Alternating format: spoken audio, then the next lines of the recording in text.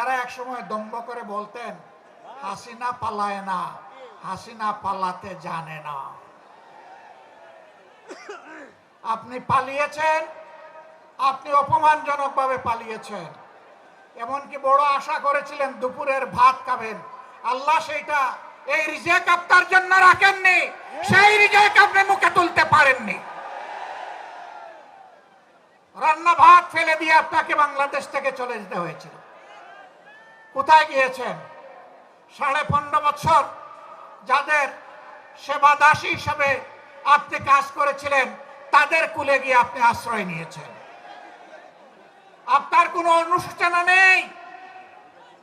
আপনি মানুষ খুন করলেন, আয়না করে মানুষদেরকে মানবতার জীবনযাপন করতে বাধ্য করলেন, অসংখ্য মানুষকে পঙ্গু করলেন, রাষ্ট্রের সকল প্রতিষ্ঠান ধ্বংস করলেন, ব্যাংক বিমা শেয়ার মার্কেট লুণ্ঠন করলেন, অর্থ বিদেশে পাচার করলেন। আপনি বেহায়া, আপনি নির্লজ্জ, আপনার কোনো অনুশোচনা নেই। উল্টা আপনি অপার থেকে সুড়সুড়ি দেন, এই আপা এসে গেল।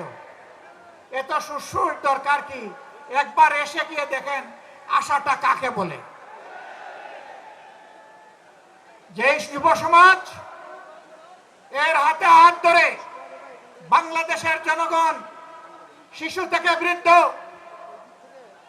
জায়া, বোন, মেয়ে, মায়া সবাই দাঁড়িয়ে গিয়েছিল, সেই জাতিকে দমানো যাবে না ইনশাআল্লাহ।